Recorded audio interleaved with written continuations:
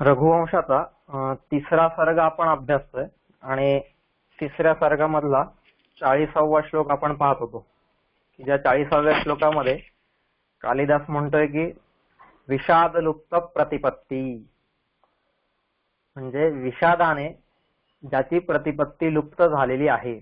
प्रतिपत्ती म्हणजेच कर्तव्य ज्ञान, ज्याचं कर्तव्य ज्ञान निघून गेलेलं आहे असा जो असेल तर त्याच्याविषयी आपण विचार करत होतो की इंद्राने अचानक अदृश्य स्वरूपात येऊन तो घोडा पळवून नेल्यामुळे रघुला आणि त्याच्या सैन्याला सर्वांनाच विषाद झालेला आहे. आणि त्याच्यामुळे आता सैन्याला काय नेहमी युवराजाच्या आज्ञेमध्येच राहावं लागणार आहे. त्याच्यामुळे इथे मुख्य प्रश्न सैन्याचा नसून युवराजाचा आहे, म्हणजेच रघुचा आहे की रघुला विषाद झाला आणि विषाद झाल्यामुळे लुप्त प्रतिपत्ती, विषाद लुप्त प्रतिपत्ती म्हणजे त्याची कर्तव्य बुद्धी, कर्तव्य ज्ञान हे नष्ट झालेलं आहे, ते लुप्त झालेलं आहे असं इथं कालिदासाने म्हटलेलं आहे. त्याच्यावरती आपण विचार करत होतो. विषादावरती आपण चिंतन करत होतो. आपण सुरुवातीला विषाद म्हणजे काय, कसा कसा असतो, विषाद कशाचा व्हायला पाहिजे, कशाचा नको. त्याच्यानंतर विषाद हा कसा सब्जेक्टिव्ह हॅपीनेस कडे घेऊन जातो आणि सब्जेक्टिव्ह हॅपीनेस कडून कसा पुढे मोक्षाकडे घेऊन जातो. गेले काही दिवस आपण ह्याच्यावरती चर्चा केलेली आहे. आणि काल आपण बघत होतो की विषाद हा भक्तीच्या पायामध्ये सुद्धा असतो. विषादाशिवाय भक्ती सुद्धा परिपूर्ण होऊ शकत नाही. त्याच्यामध्ये वेगवेगळ्या पायऱ्या आपण पाहिल्या होत्या की भक्तीमध्ये विषाद, मी अपूर्ण आहे याचा विषाद. मग त्याच्याकडून दुसरा कोणीतरी पूर्ण आहे, दुसरा कोणीतरी शक्तिशाली आहे, सामर्थ्यवान आहे, बलवान आहे, त्याच्या परिपूर्णतेची जाणीव असणं, त्याच्या सामर्थ्याची जाणीव होणं, त्याला समजून घेणं, ही त्याच्या पुढची पायरी येते. आणि शेवटी आपण पाहत होतो की मग त्याला चिकटून बसणं, त्याचं होऊन बसणं किंवा त्याच्यामध्ये विलीन होऊन जाणं.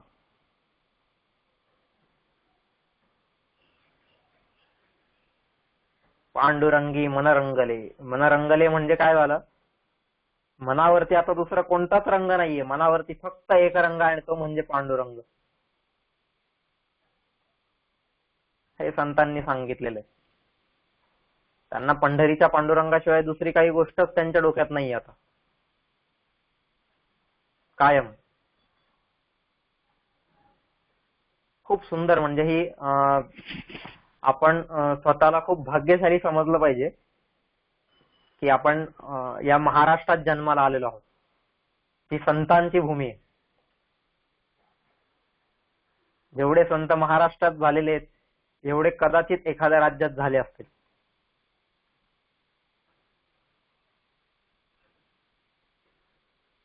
आणि त्या संतांची वाणी, त्या संतांचे विचार प्रत्येक वेळेस ह्याच गोष्टीचा विचार करताना दिसत आहेत.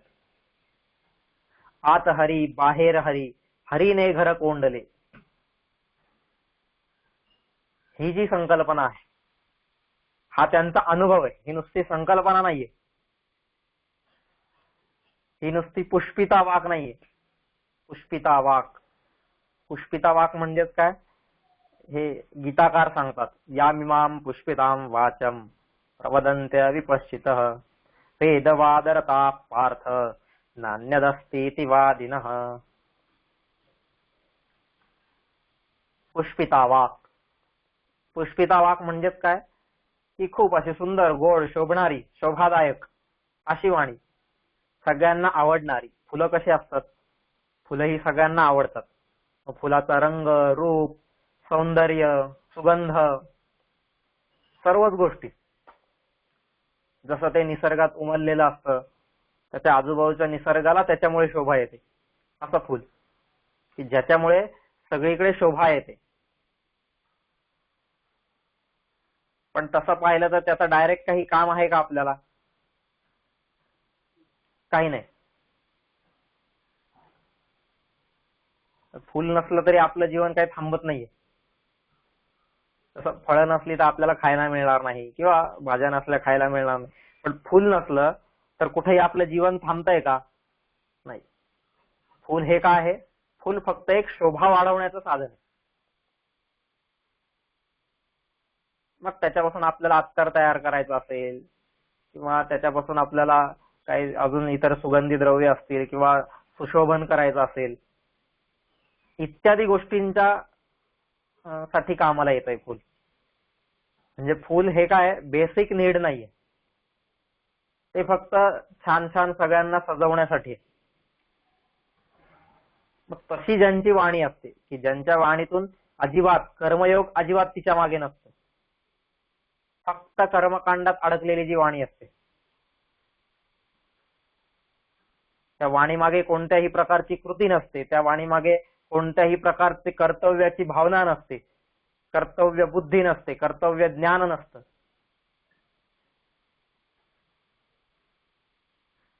ज्या वाणीमध्ये धर्म उभं करण्याची ताकद नाहीये,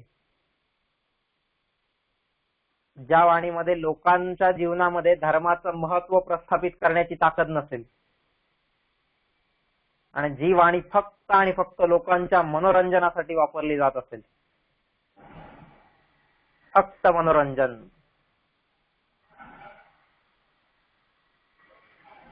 खूप मोठा विषय आहे तसा तो पुष्पिता वाक.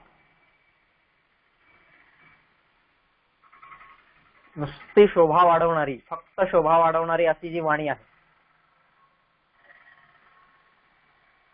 तर ती वाणी असून काही उपयोगाची नाहीये. त्या वाणी मागे जर अनुभव नसेल, त्या वाणी मागे जर ज्ञान नसेल, त्या वाणी मागे जर ईश्वराची जाणीव नसेल, ईश्वर तत्वाची जाणीव नसेल,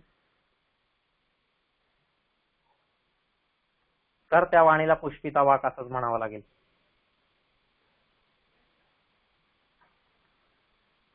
तर ही आपले हे जे सगळे संत लोक होऊन गेलेले आहेत, त्यांची ही पुष्पिता वाक अजिबात नव्हती. प्रत्येकाचे ते अनुभव होते आणि त्या अनुभवातून आलेले हे सगळे बोल आहेत.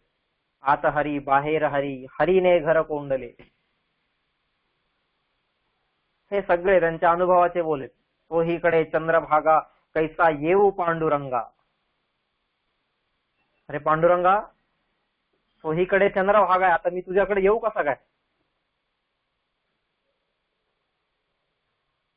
हे सगळे जे आहेत ते अनुभवाचे बोल आहेत. ती अनुभूती त्यांना झालेली, समाजातल्या त्या विभूतीचं दर्शन त्यांना झालेलं आहे.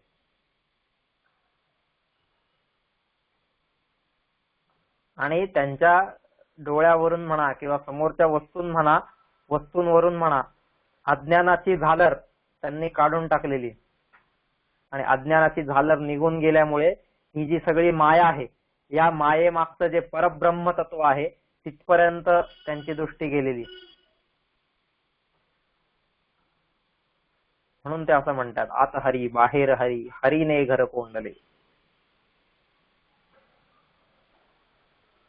आपल्यात तर आतही हरी नाही, घरातही नाही, बाहेरही नाही, कुठंच नाही. हरी नसतोच, आपल्या जीवनात हरी नसतोच. आपल्या जीवनातला राम निघून गेलेला आहे.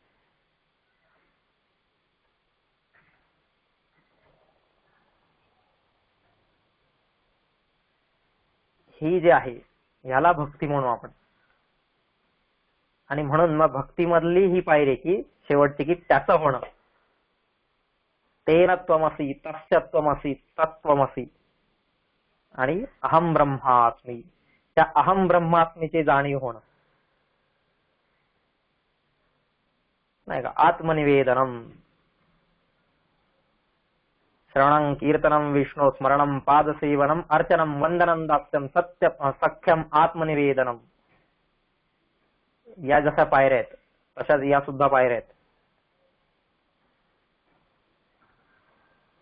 पण त्याची सुरुवात मात्र या विषादामधून होते.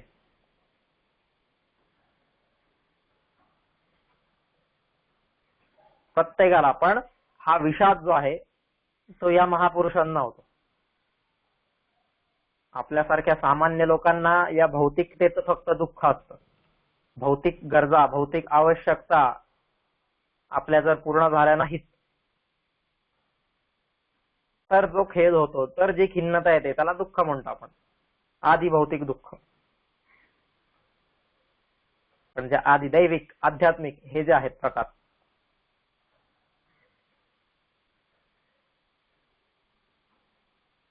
हा थोडासा फरक आहे. आपल्या दुःखापेक्षा थोडस उंच लेवलचं, ज्याला आपण म्हणूया, थोड्याशा उंच पातळीवरचं, थोड्याशा उंच पायरीवरचं दुःख जे असेल सामान्यांपेक्षा, ते समाजसेवकांचं असतं. आणि त्यांचं अंतिम ध्येय समाजातला प्रत्येक माणूस सुखी होणं, हे अंतिम ध्येय असतं त्यांचं. आणि तो जर दुःखी दिसला की मग त्यांना सुद्धा दुःख होतं. तर त्यांचं दुःख हे आपल्यापेक्षा थोडंसं वरचं, पण तरीही त्याला विषाद म्हणता येणार नाही. कारण त्याच्यातून त्यांचं जे साध्य आहे ते साध्य म्हणजे हा समाज आहे.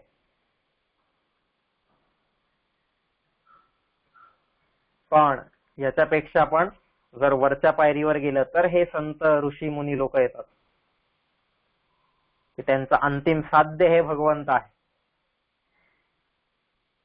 आणि त्यांना या गोष्टीचं दुःख असतं की हे सगळी लेकरं जी आहेत भगवंताची, ती परत भगवंताकडे का पाहत नाहीयेत, भगवंताने सांगितलेल्या रस्त्यावरती का चालू शकत नाहीयेत, याचं त्यांना दुःख आहे.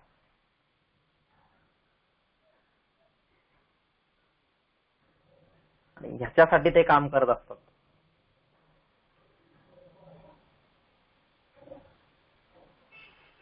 जे खळांची व्यंकटी सांडोतया सत्कर्मी रती वाढो, भूता परस्परे जडो मैत्र जीवांचे.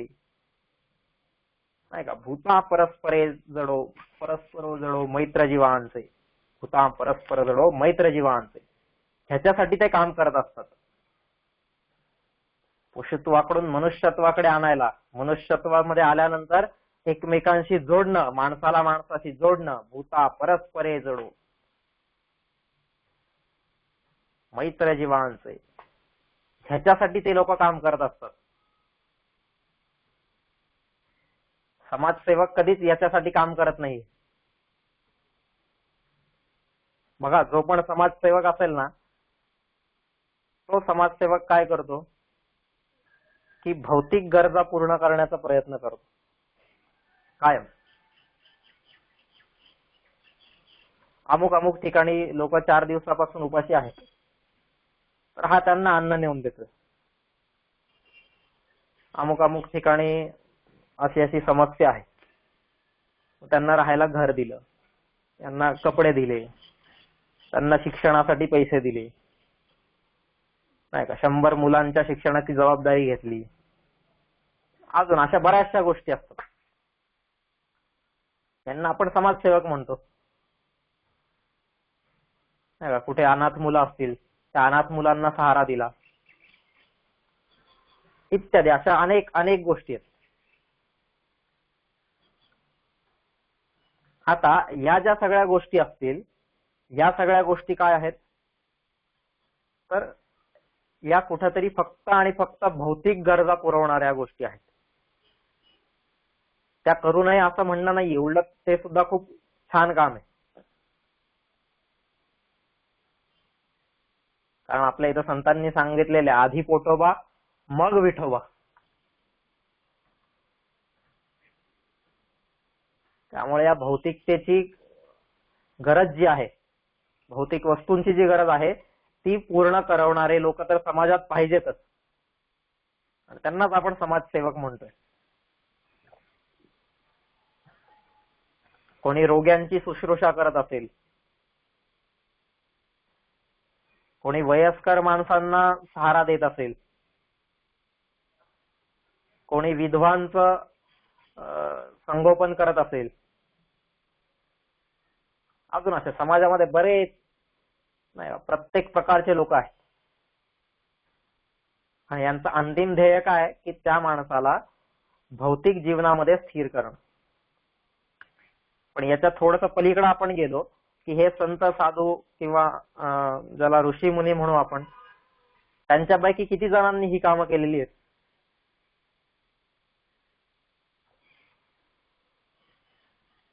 तुकाराम महाराजांनी किती जणांच्या शिक्षणासाठी पैसा खर्च केला?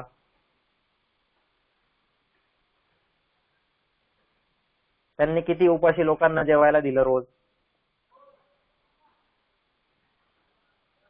किंवा त्यांनी कुठं अनाथांचं संगोपन केलेलं आहे? किंवा ते कुठं समाजातला रोज झाडू मारत फिरलेले आहेत? या लोकांनी सगळ्यांनी आपल्या आतला हरी, आपल्या आतला राम, आपल्या आतला जे भगवंत आहे जो, त्याची प्रत्येकाला जाणीव करून दिलेली आहे. आणि ती जाणीव करून दिल्यानंतर तू करू शकतोस, तू बनू शकतोस, यू कॅन डू, ही जी कॅन डू वृत्ती आहे ती वृत्ती त्यांनी प्रत्येकामध्ये उभी केलेली आहे.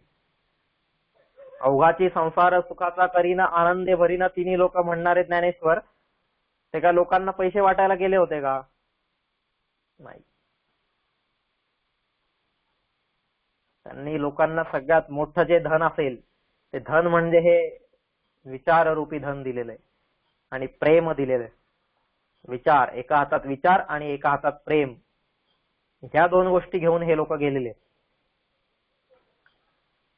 आणि त्याच्यातून त्यांनी लोकांना भगवंताकडे वळवलेलं आहे, भगवत सम्मुख केलेलं आहे. आज जो समाज भगवत विन्मुख झालेला होता, त्या भगवत विन्मुख समाजाला भगवत सम्मुख करण्याचं काम या सगळ्या संतांनी केलेले, या सगळ्या ऋषींनी केलेले.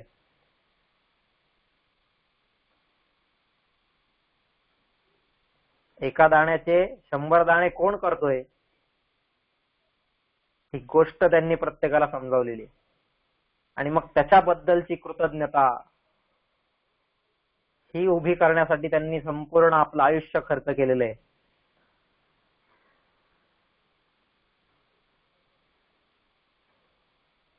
भगवंताचा आपल्याशी असलेला संबंध समजावलेला आहे. म्हणून हे लोक सगळे भक्तीच्या उच्च टोकावरती पोहोचलेले.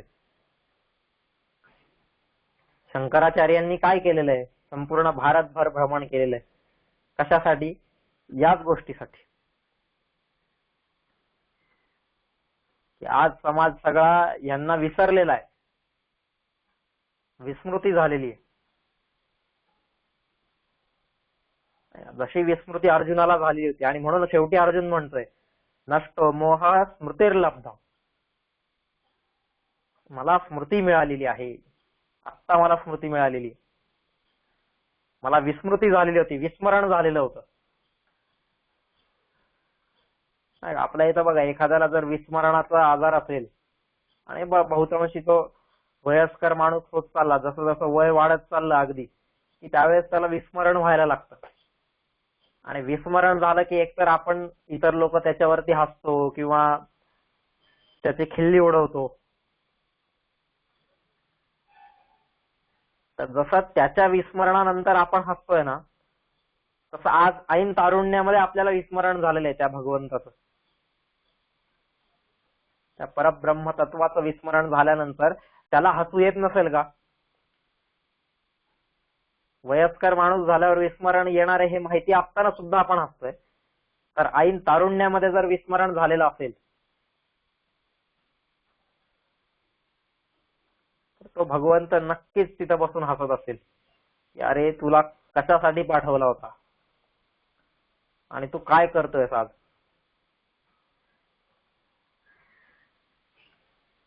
जे मुख्य काम होतं त्याला तू बाजूलाच ठेवलेलं आहेस आणि इतर गोष्टींमध्ये तू रममाण झालेला आहेस.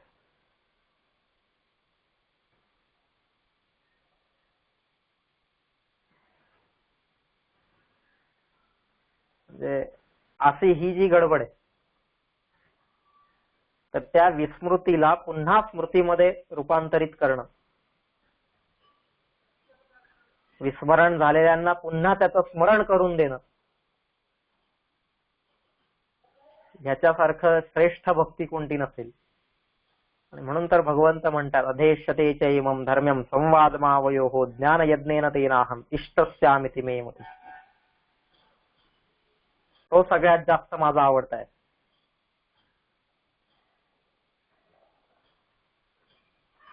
ते काम या संतांनी केलेले आहे. आणि मग त्यांना कायम हा विषाद असायचा की का समाजातला हा शेवटचा तळागाळातला माणूस सुद्धा का त्या भगवंताला विसरलेला आहे, का त्याला त्याची जाणीव नाहीये, हृदयस्थ भगवंताची जाणीव का बरं नाहीये,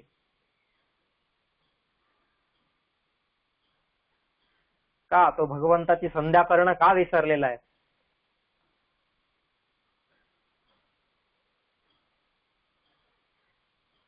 तो मात्र द्यायला कधीच चुकत नाहीये, न चुकता रोज आपल्याला क्षण देतोय.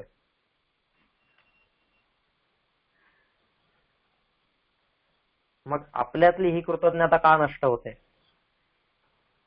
हा संतांचा विषाद आहे. त्याला राहायला घर का नाहीये या गोष्टीचं त्यांना जास्त दुःख नाहीये. त्याच्यात जर आज मी भगवंताची जाणीव उभी केली, त्याच्यातली अस्मिता, त्याच्यातली तेजस्विता, त्याच्यातली कृतिप्रवणता,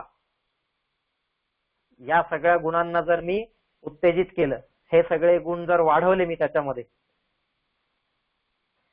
तर आपोआपच त्याचं घर तो उद्या तयार करेल.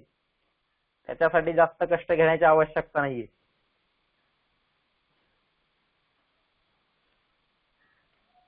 पण भगवंताला विसरल्यानंतर त्याला पुन्हा भगवंताकडे कसं घेऊन जाता येईल, याच्यासारखं जगात दुसरं मोठं चॅलेंज कोणतं नाहीये.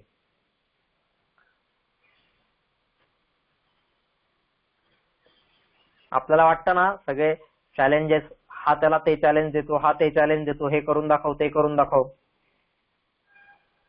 खूप चॅलेंजेस देत असतो आपण.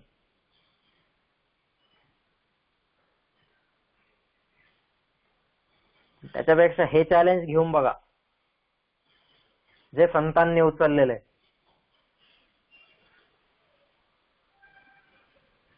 तर खरं आपण भक्ती मार्गामध्ये प्रवेश केल्यासारखं वाटेल. भक्ती मार्गावरती वाटचाल आपली सुरू झालेली. त्याच्यासारखं जगात मोठं चॅलेंज कोणतंच नाही. प्रभू विन्मुख व्यक्तीला प्रभू सम्मुख करणं आणि स्वतःला सुद्धा त्या भगवत स्वरूपाकडे घेऊन जाण्यासाठी प्रयत्नरत राहणं.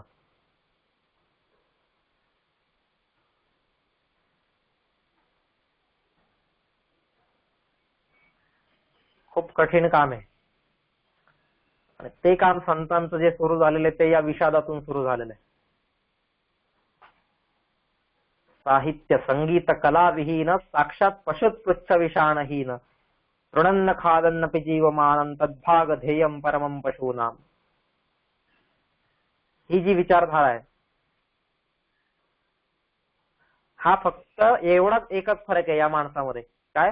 तृणन्न खादन अपि जीवमानं, की गवत न खाताही हा माणूस जगतोय. एवढाच काय तो पशूंमध्ये आणि आपल्यामध्ये फरक आहे. नाहीतर बाकी सगळ्या गोष्टी जसं आहार निद्रा भयमैथुनंच सामान्यमेतत् पशुभिर्नराणाम धर्मो हि तेषामधिको विशेषः धर्मेण हीनाः पशुभिः समानाः. ज्यांच्या जीवनातून धर्म निघून गेलेला आहे, धर्म निघून गेल्यानंतर जीवन हे शून्य राहते.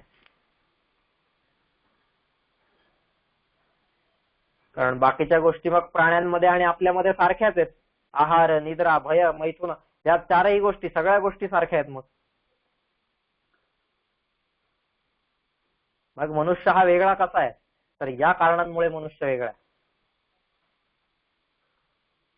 आणि ही समज जोपर्यंत समाजापर्यंत घेऊन जात नाहीये मी, आणि समाजापर्यंत घेऊन जाणं लांब राहिलं, आधी माझ्या जीवनात जरी उभी राहिली, समज उभी राहणं, एखादी गोष्ट माहीत असणं आणि त्या माहीत असलेल्या गोष्टीची अनुभूती येणं, या दोघांमध्ये खूप मोठा फरक आहे. आपल्याला सगळ्यांना माहिती आहे भगवंत हृदयात आहे, पण हृदयस्थ भगवंताची जाणीव आपल्याला आहे का? ती जाणीव आपल्याला होतंय का याचा विचार आपण केला पाहिजे. आणि तो विचार झाल्यानंतर मग स्वतःच्या अपूर्णत्वाची जाणीव होते, तो परिपूर्ण आहे याची जाणीव होते, त्याचं सामर्थ्य कळतं, मग त्याला समजायला लागतो आणि मग त्याचं होतोय आपण.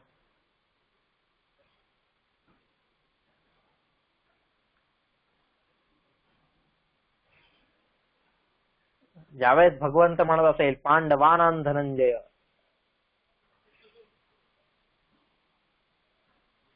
आपण किती त्याला म्हटलो की मी तुझा आहे, मी तुझा आहे, मी तुझा आहे, पण त्याने आपल्याला आपलं मानलं पाहिजे ना.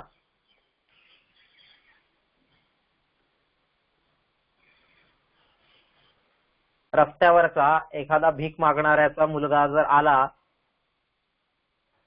आणि एखादा खूप मोठ्या 4 व्हीलर मधून माणूस खाली उतरतोय, त्याचा हात त्याने धरला, खूप अब्जावधी रुपयांचा जो मालक आहे त्याचा हात धरला आणि त्याला म्हणला की आजपासून मी तुझा मुलगा आहे, तर चालणार आहे का? नाही. याने कितीही जरी त्याला बाप मानलं, पण त्याने याला आपला मुलगा मानलं पाहिजे ना. कसं आहे, गीतेमध्ये फक्त अर्जुन एकीकडून म्हणत नाहीये सखेती मत्वा प्रसवय दुक्तम, हे कृष्ण हे यादव हे सखेती अजानता महिमानंत वेदम मया प्रमादात प्रणयेन वापी. माझ्याकडून झाल्या असतील काही चुका, हे सखा, हे कृष्ण, हे यादव, हे सखेती, तू माझा सखा आहेस असं म्हणून आजपर्यंत मी तुझ्याशी वागत होतो, माझा मित्र आहेस, पण ह्याच्यातून या वागण्यामधून जर काही चुका झाल्या असतील तर त्याच्यासाठी मात्र मला क्षमा कर. मला माहित नव्हतं तू एवढा मोठा आहेस म्हणून, त्याची जाणीव नव्हती मला, पण ती जाणीव आज मला झालेली. पण तरी तू माझा सखा असणारच. आता हे अर्जुन एका बाजूने बोलतोय, पण दुसरीकडून कृष्णाने त्याला आपला मित्र मानला पाहिजे ना.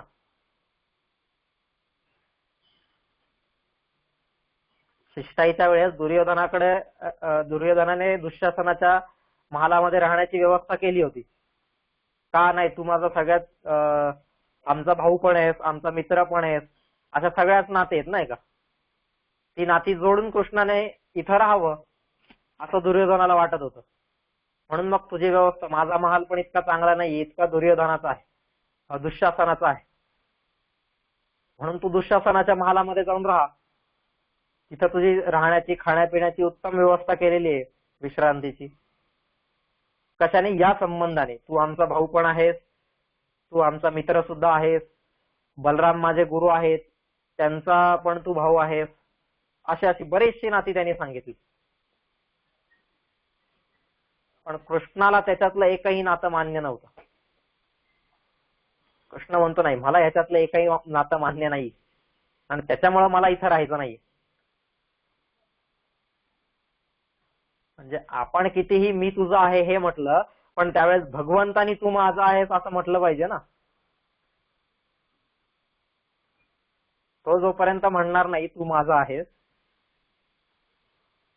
तोपर्यंत आपल्या भक्तीला अर्थच नाहीये काही. म्हणून तर एक जन्म ऐसा यावा सखा तू म्हणावा, त्याच्यासाठी तर तू मला सखा म्हटलं पाहिजेस. मी तर रोजच म्हणणार आहे रे, पण भगवंता तू मला सखा म्हटलं पाहिजे.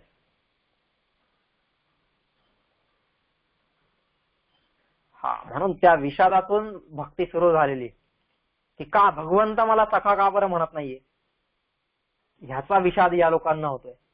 भगवंत मला आपला का बरं म्हणत नाहीये अजून, याचा विषाद या लोकांना होतोय. नामदेव महाराजांचा प्रसंग आहे तो. त्यांना ज्या दिवशी हे वाटलं त्या दिवशी ताडकन तिथून ते उठलेले आहेत आणि पंढरपूर गाठलेले आहे त्यांनी.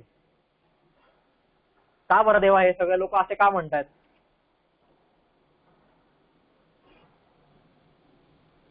ह्याचा विषाद आहे त्यांना. कोणी माझ्या अंगावरती शेण फेकतंय, कोणी मला वाईट टाकतंय नाही का. ज्ञानेश्वर महाराजांचं की चारही भावंड, त्यांचं काय जीवन चरित्र होतं. वाईट टाकलेले समाजाने, गावोगावी हिंडावं लागलेलं आहे त्यांना. अगदी पैठणच्या पंडितांसमोर जे काय त्या काळचे तथाकथित सगळा जो ब्राह्मण समाज असेल, त्यांच्या समोर अगतिकतेने कदाचित उभं राहावं लागलं असेल.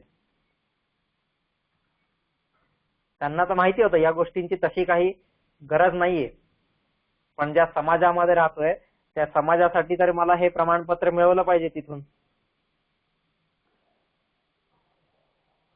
साक्षात हे लोक ज्ञानीयांचा राजा गुरु महाराज.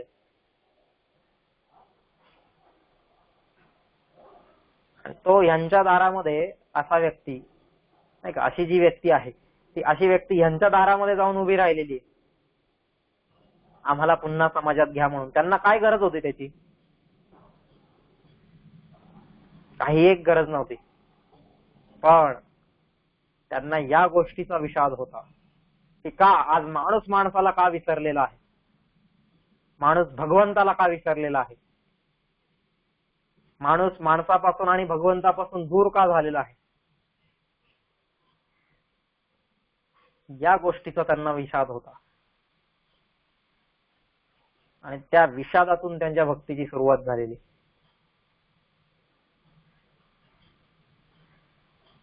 असे अनेक प्रकारचे विषाद आहेत भक्तीमध्ये सुद्धा.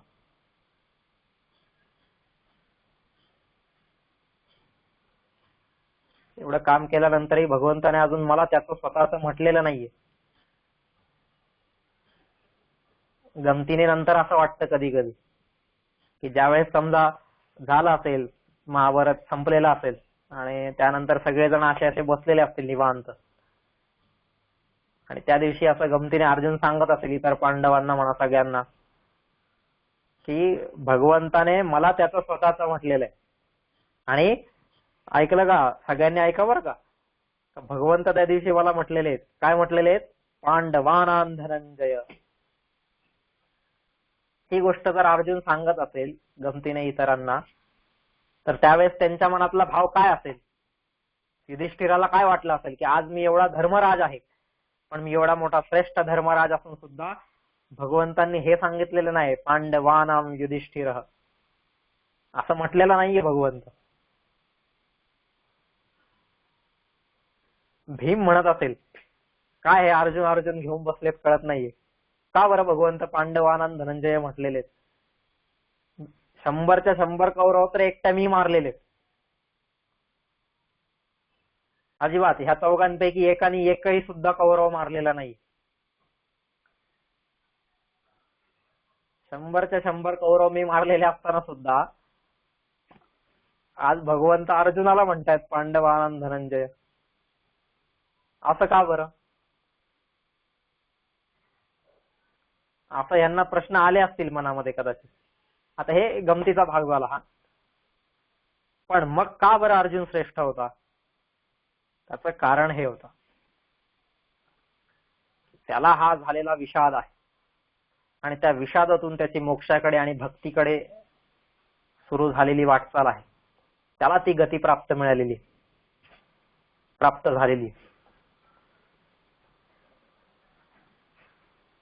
म्हणून विषाद, अर्जुन विषाद योग असं तिथं सांगितलेलं आहे.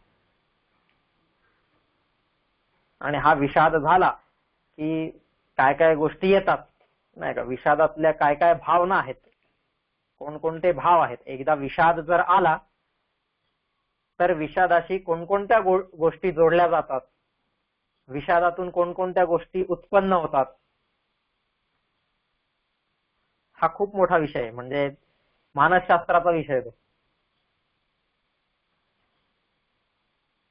मानसशास्त्राचे जे अभ्यासक असतील, मानसशास्त्राचे जे चिंतक असतील, तत्वचिंतक असतील,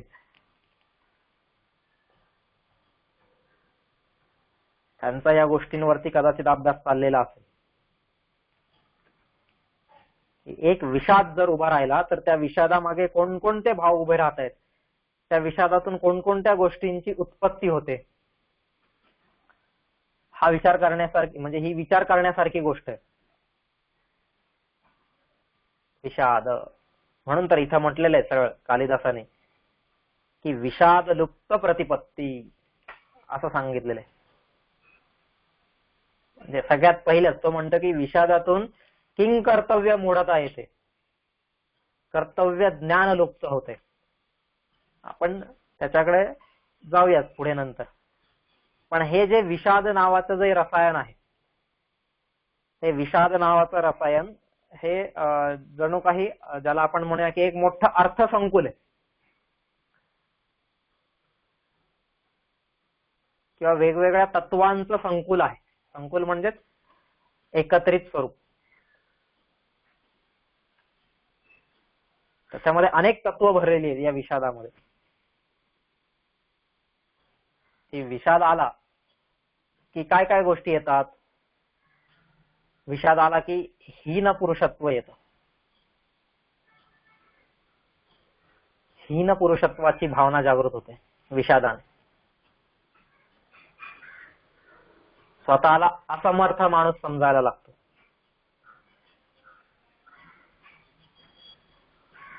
आणि त्याला विषाद येतो. विषाद का बरं होतंय? जर मी समर्थ असेल, समर्थाला कशाला विषाद व्हायला पाहिजे मग, नाही का? कारण समर्थाची या सेवका वक्रप आहे असा सर्व भूमंडळी कोण आहे. त्या समर्थाच्या सेवकाकडे सुद्धा वाकड्या दृष्टीने कोणी बघू शकणार नाही, नाही का? त्याचा सेवक जो असेल, समर्थाची या सेवका वक्रप आहे असा सर्व भूमंडळी कोण आहे, हे रामदास स्वामी ज्यावेळेस म्हणतायत. हनुमंताचं चरित्र डोळ्यासमोर उभं राहते की जगामध्ये असा कोण त्यावेळेस होता की जो हनुमंताकडे वाकड्या नजरेने पाहिजे. हनुमंताचं वाकडं करणारी शक्ती त्या काळात जगामध्ये कोणतीच नव्हती, कधीच.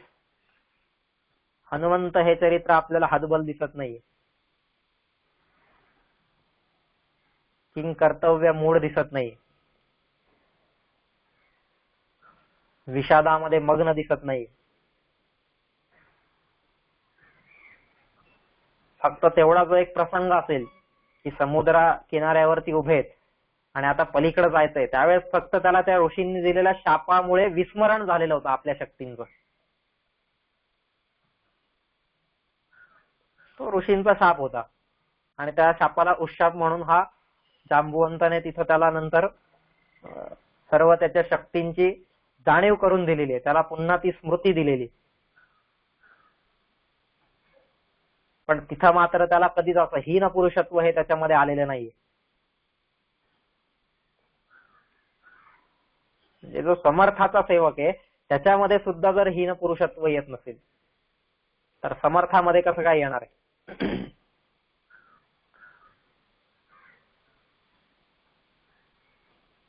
त्यामुळे विषाद हा कुठे येणार आहे? या असमर्थाला विषाद होणार आहे की कोणत्या तरी गोष्टीमध्ये मी असमर्थ आहे सध्या आणि माझ्या असमर्थतेमुळे समाजात ही एवढी सगळी घटना घडलेली आहे.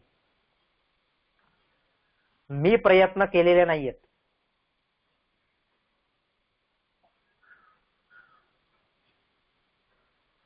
कुमारी भट्ट ज्यावेळेस त्या ढिगावऱ्यावरती बसलेले आहेत, भाताची जी साळ असेल तिच्या ढिगाऱ्यावरती ज्यावेळेस ते बसलेले आहेत, त्या तुसाच्या ढिगावऱ्यावरती, त्यावेळेस त्यांच्या मनात कुठेतरी हा भाव होता,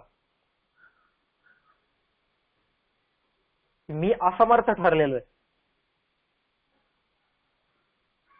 खूप प्रयत्न करून पाहिले मी, पण मी असमर्थ ठरलेलो. आणि त्याच्यासाठी मग त्यांनी हे बलिदान दिलेले की माझ्या या बलिदानातून कोणीतरी उभा राहील, माझ्या या बलिदानातून कोणीतरी वैदिक संस्कृतीचा झेंडा पुढे घेऊन जाईल, वैदिक संस्कृतीचा ध्वज, तिची पताका कोणीतरी पुढे घेऊन जाईल.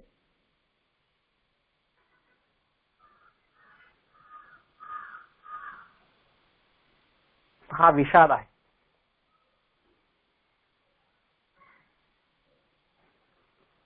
त्या विषादातून पुढे माणूस वळतोय आणि त्यावेळेस तो विषाद जेव्हा आला त्यावेळेस त्याच्यामध्ये हीन पुरुषत्व येते की मी असमर्थ आहे, मी अपूर्ण आहे, मी कुठेतरी लाचार आहे. आणि ती लाचारी मनाला चालायला लागते.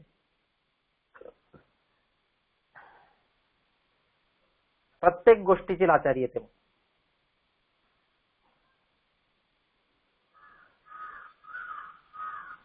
अर्जुन पण तेच म्हणतोय ना की मान्य आहे मी इथं सगळ्यांना मारेल, हे युद्ध सुद्धा मी जिंकेल,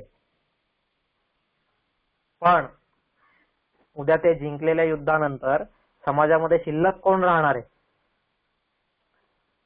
लाखो विधवा, करोडो अनाथ बालक, काय कोण शिल्लक कोण राहणार आहे या समाजामध्ये? आणि मग त्या समाजाचं जे संपूर्ण चित्र पुढे बदलत जाईल. समाजामध्ये वर्णसंकर घडेल, समाजामध्ये कदाचित वेश्यावृत्ती वाढेल, समाजामध्ये दारिद्र्य, खिन्नता ह्या गोष्टी वाढतील, धर्म नष्ट होईल, कुळच्या कुळ नष्ट होतील, अधर्माचा उदय होईल. ज्या कुलस्त्रिया आहेत त्या कुलस्त्रिया प्रदूषित होतील. खूप अशा अनेक समस्या त्यांनी मांडलेल्या आहेत. आणि या सगळ्या समस्यांमधून बाहेर लोकांना काढण्यासाठी मी असमर्थ आहे. मी यांना बाहेर काढू शकत नाहीये.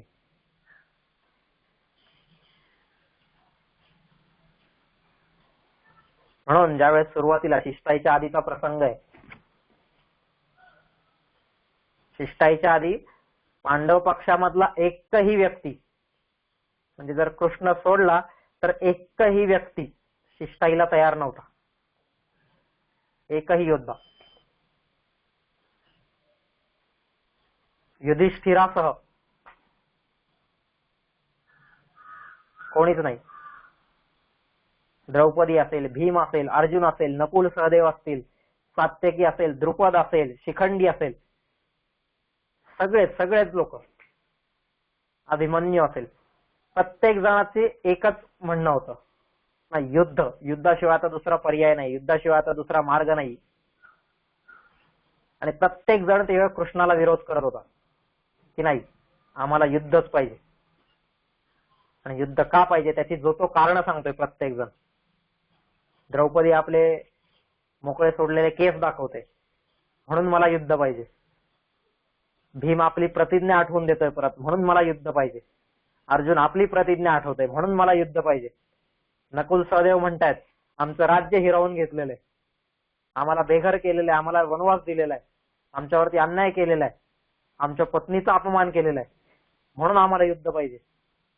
शिखंडी म्हणतो नाही भीष्माचं त्यावेळेस जे झालेलं आहे सगळा प्रसंग आणि आज त्याच भीष्मांमुळं ह्या युद्धाला बळकटी येते, नाही मग त्या भीष्मांचा पाडावादी केला पाहिजे म्हणून मला युद्ध पाहिजे. द्रुपद राजाचं नाही माझ्या मुलीला तर अपमानित केलं, माझ्या मुलीची अशी दुर्दशा तर केलीच, पण तोच द्रोणाचार्य की ज्याच्या शिष्याला त्यांनी पाठवून मला बंदी बनवलेलं होतं, त्या अपमानाचा बदला मी कधी घेणार म्हणून मला युद्ध पाहिजे. सात्यकीचं अजून वेगळं, प्रत्येकाचं वेगळं चाललेलं आहे तिथं. धृष्टद्युम्न नाही माझा जन्म ज्याच्यासाठी झालेला आहे, द्रोणांच्या वधासाठी माझा जन्म झालेला आहे, मग त्याचा चान्स मला कधी मिळणार आहे, परत त्याची संधी मला कधी मिळणार आहे, म्हणून युद्ध झालं पाहिजे. प्रत्येक जण आपापली कारणं सांगतोय.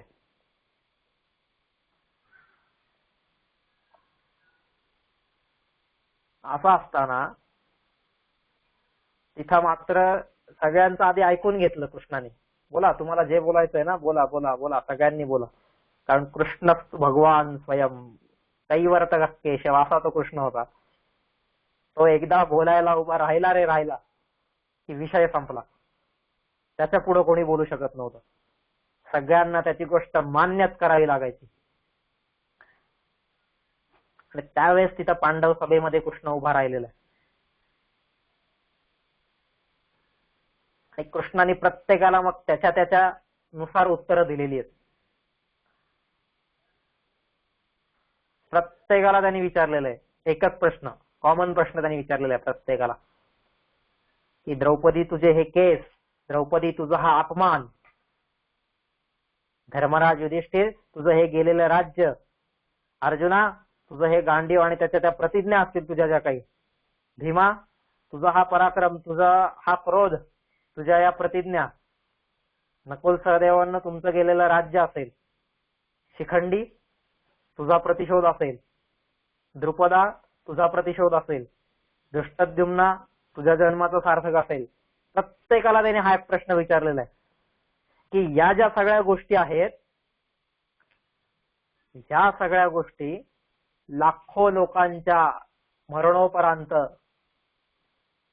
नाही का, लाखो लोकांचा जो विध्वंस होणार आहे, त्यांचा जो विनाश होणार आहे समाजामधला, आजपर्यंत असा विनाश झालेला नाहीये. म्हणून तर त्याला महाभारत म्हटले, साधं भारत नाहीये ते, महाभारत. हे जे धर्मयुद्ध होणार आहे, ह्या धर्मयुद्धामध्ये असंख्य जीव जाणार आहेत, असंख्य जीव. आणि त्याचे जे सगळे परिणाम असतील, ते सगळे परिणाम तुमच्या स्वतःच्या खांद्यावर घेण्याची ताकद तुमची आहे का? त्या सगळ्या परिणामांसमोर तुमचा अपमान खूप मोठा आहे का? काय ग द्रौपदी, तो विचारतोय तिथं कृष्ण तिला. या एवढ्या परिणामांसमोर तुझ्या केसांचा अपमान किंवा तुझा काय वस्त्र ओढली त्याचा अपमान हा एवढा मोठा आहे का? तो त्याची बरोबरी करू शकणार आहे का? भीम अर्जुना, तुमच्या प्रतिज्ञा त्या एवढ्या मोठ्या नरसंहाराची जबाबदारी घेऊ शकणार आहेत का? त्यांचं वजन पेलवू शकणार आहेत का? हा प्रश्न तिथे त्याने प्रत्येकाला विचारलेला आहे. तुमच्या या वैयक्तिक स्वार्थासमोर हे एवढं मोठं जे वैश्विक आपत्ती जी ओढवणार आहे, तिचा भार तुम्ही पेलवू शकणार आहेत का? आणि तो भार वहन करण्यासाठी तुम्ही सगळे लोक असमर्थ आहात. या असमर्थत्वाची जाणीव त्यांना करून दिलेली आहे कृष्णाने तिथं. त्या हीन पुरुषत्वाची जाणीव करून दिलेली आहे.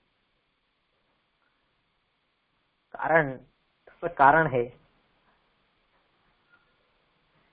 त्याला हीन पुरुषत्व म्हणतो आपण, की कुठंतरी मी कमी आहे, मी असमर्थ आहे. त्या माझ्या असमर्थत्वाची जाणीव करून देणं, ती जाणीव हा विषाद करून देतोय मला. म्हणून या विषादामध्ये हीन पुरुषत्व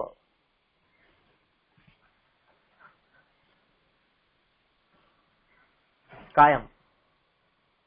आणि मग त्या हीन पुरुषत्वाची ज्यावेळेस जाणीव होते, त्यावेळेस कोणाच्या तरी सामर्थ्याची जाणीव होते. आणि मग आपण त्याच्या समोर नतमस्तक होतो.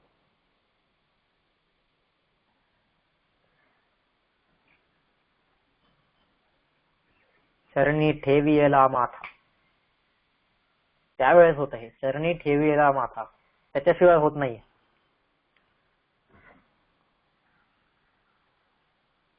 पुनश्च भूयोपि नमो नमस्ते, नमः पुरस्तादत पुष्टदस्ते, नमोस्तुते सर्वत एव सर्व.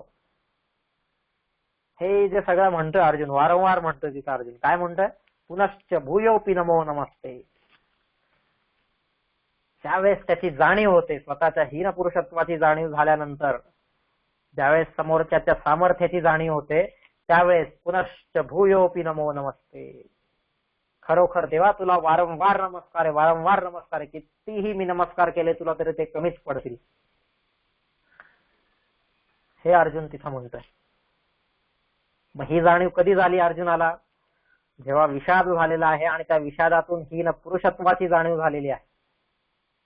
त्याच्यानंतर समोरच्याच्या श्रेष्ठत्वाची जाणीव होते आणि त्याच्यातून आपोआप त्याच्या पायावरती नतमस्तक होतो व्यक्ती.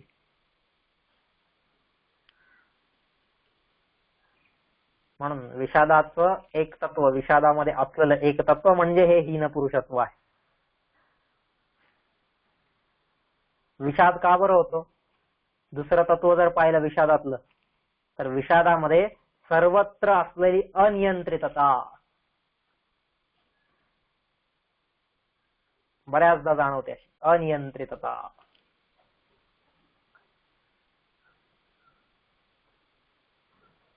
त्याला वाटत असतं अरे हे संपूर्ण जी सृष्टी चाललेली आहे, त्या सृष्टीवरती काही कोणाचं नियंत्रण नाहीच आहे का? बऱ्याचदा हा भाव आपल्यामध्ये निर्माण व्हायला लागतो.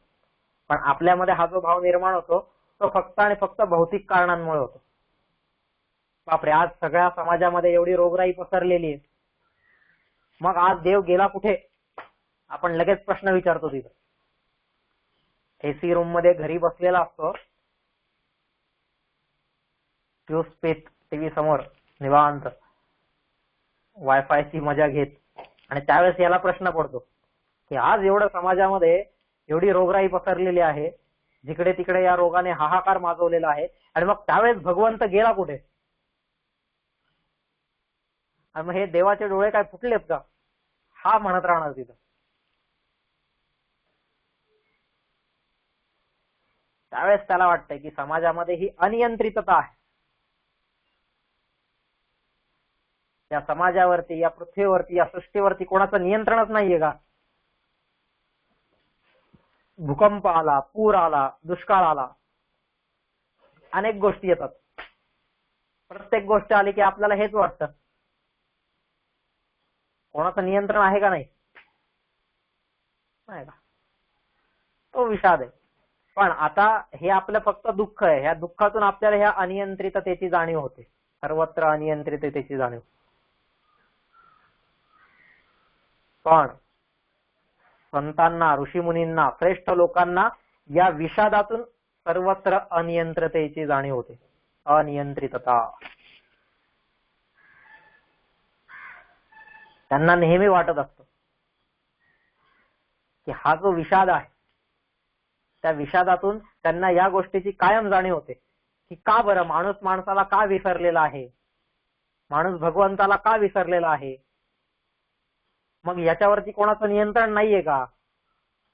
मग ही सर्वत्र अनियंत्रितता कशी काय आहे? विषादातून, त्यांच्या विषादातून या सर्वत्र अनियंत्रिततेची जाणीव त्यांना होते. अनियंत्रिततेची जाणीव त्यांना होत असते.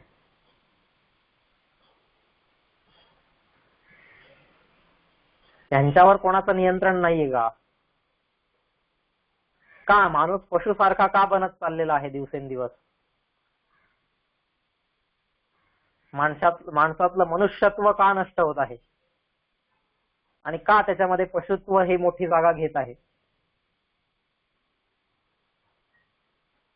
त्याच्यावरती कोणाचं नियंत्रण नाहीये का? या सर्वत्र अनियंत्रिततेची जाणीव त्यांना होत असते.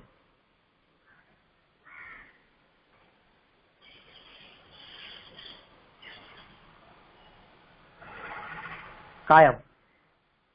म्हणून विषादामधलं दुसरं असलेलं तत्व हे सर्वत्र अनियंत्रितता. त्या अनियंत्रिततेची जाणीव होणं. पुढचं तत्व येतं की अनियंत्रिततेची जाणीव आल्यानंतर मग असं वाटतं की कोणाचंही जर नियंत्रण नाहीये तर मग जगामध्ये परमेश्वराचा अभाव आहे का? परमेश्वर, भगवंत, परब्रह्म या नावाचं कोणतंच तत्वच जगामध्ये शिल्लक नाहीये का? हा विषाद हळूहळू तिकडे घेऊन जातो कायम.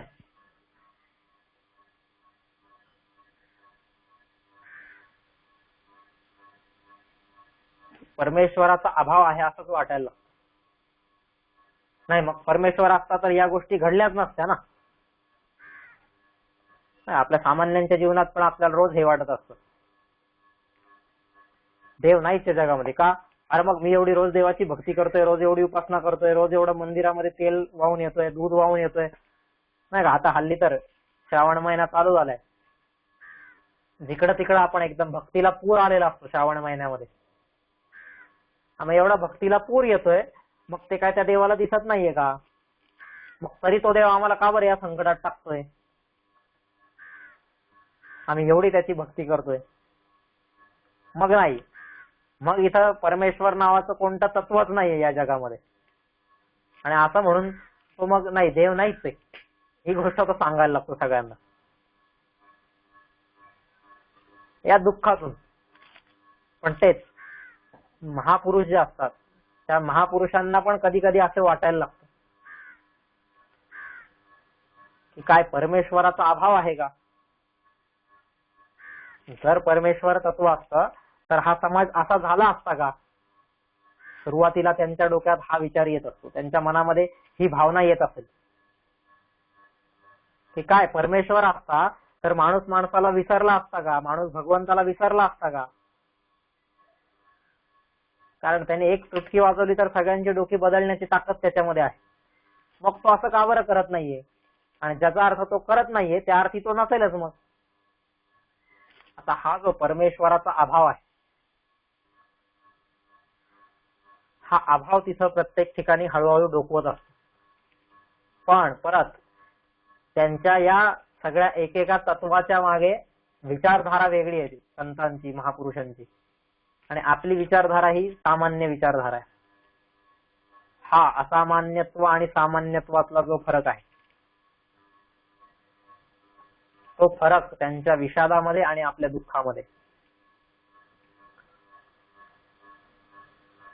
त्याची जाणीव होणं. नंतर हळूहळू ह्या प्रश्नांची उत्तरं मात्र संतांना मिळत जातात, आपल्याला कधीच मिळत नाही. आणि त्याच्यामुळे आपलं हे जे दुःख आहे हे कधी नष्ट होतच नाही. कायम जेव्हा बघावं तेव्हा कसं आहे, दुःखी. नाही का बरं दुःखी, का बरं तुझा चेहरा असा? तो म्हणतो मेरी सूरत ही वैसी. नाही का, माझा चेहराच तसा आहे. का रे तू रडतोस का? नाही नाही, मेरी सूरत ही वैसी. नाही रे, माझा चेहराच तसा आहे. ते रडके चेहरे घेऊन आपण कायम बसलेलो असतो. पण संतांना काही काळ दुःख येतं, काही काळ विषाद त्यांना होतो, पण त्याच्यानंतर मात्र पुढे ते इतकी मोठी झेप घेतात. मग नाही का, अर्जुनाचं चरित्र काय, विषाद झालेला आहे, पण ज्यावेळेस विषाद संपलेला आहे, स्मृती मिळालेली आहे, मोह नष्ट झालेला आहे, त्या सगळ्या गोष्टी झाल्यानंतर मग काय, त्या युद्धामध्ये अर्जुनाचा रथ जिकडे तिकडे पराक्रम गाजवत पळालेला आहे. मग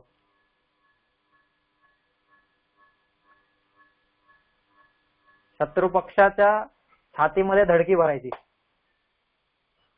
2 सैनिक लढत असतील इथं, नाही का, एक कौरव पक्षाचा असेल, एक पांडव पक्षाचा असेल. सैनिक, सामान्य सैनिक लढतायत एकमेकांशी, आणि त्याच्यामध्ये एक सैनिक जो कौरव पक्षाचा असेल त्याला पांडव पक्षाचा सैनिक सांगत असेल, पांडवांचा सैनिक, बघ आता तुझी काही खैर नाही, माझ्याशी लढतोय काय, सोड आता, बघ तिकडून अर्जुनाचा रथ येतोय. आता अर्जुनाचा रथ येतोय म्हटल्या बरोबर इकडे ह्याच्या मनात धडकी भरत असेल, आणि आपोआप लोक तिथून पळत सुटत असतील पुढं. पण त्या अर्जुनाचा सामना कोण करणार? अर्जुन म्हणजे साक्षात वणवा पेटलेला आहे, वणवा. आणि तो वणवा मग आपल्यामध्ये जे काही मोठेच्या मोठे झाडं असतील, ओली असतील, वाळलेली असतील, गवत असेल, कशाही प्रकारच्या काहीही वस्तू त्याच्यामध्ये येत असतील, सगळ्यांना जाळत तो पुढे जातो. मग तो अजिबात कोणाला बघत नाही. तसा हा अर्जुन झालेला आहे नंतर. त्याचा नंतर विषाद निघून गेलेला आहे. पण आपलं निघून जातच नाही. आपलं कायम जेव्हा बघावं तेव्हा दुःखीच असतो आपण. पायी चालतानाही दुःखी, सायकलवर असलो तरी दुःखी, 2 व्हीलरवर असलो तरी दुःखी, 4 व्हीलर आली तरी दुःखी, उद्या विमानात बसलं तरी दुःखी, हेलिकॉप्टर मध्ये बसलं तरी दुःखी. काही करा, ह्याचं दुःख जातच नाहीये. हा त्यांच्यातला आणि आपल्यातला फरक आहे. मग मला माझं जीवन कसं बनवलं पाहिजे, माझ्या जीवनामध्ये मला सौरभ कसा भरता येईल, माझ्या जीवनाला प्रफुल्लित, सुगंधित, आस्वादयुक्त कसं बनवता येईल, एक नवीन रंग कसा भरता येईल, एक नवीन चैतन्य, नवीन उमंग त्याच्यामध्ये कशी भरता येईल, याचा विचार आपण केला पाहिजे.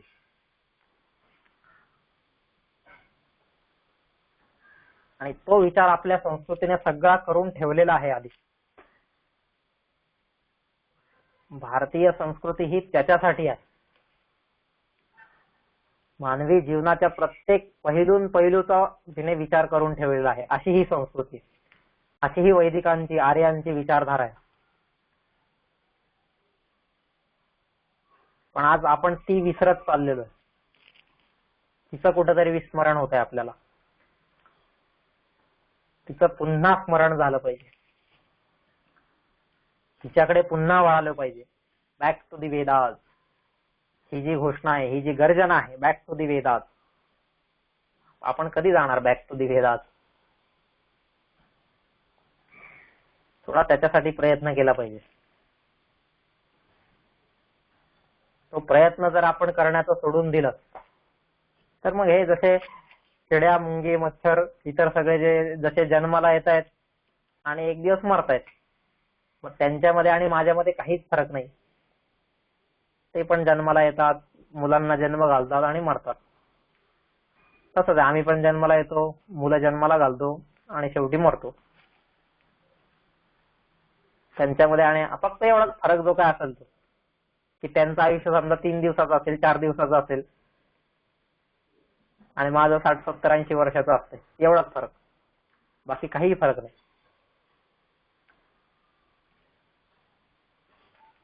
थोडासा हा विचार झाला पाहिजे. असो, करूया ह्याच्यावरती विचार आणि अशा प्रकारचं आपलं सुद्धा जीवन ह्यांच्यासारखं बनवण्याचा प्रयत्न करण्याचा निर्धार आपण करूया आणि त्याच्यासाठी भगवंताकडे शक्ती मागूया. थांबूया आता आपण. उद्या पुन्हा 8 वाजता भेटू आणि पुढच्या विषयाचं चिंतन करूया.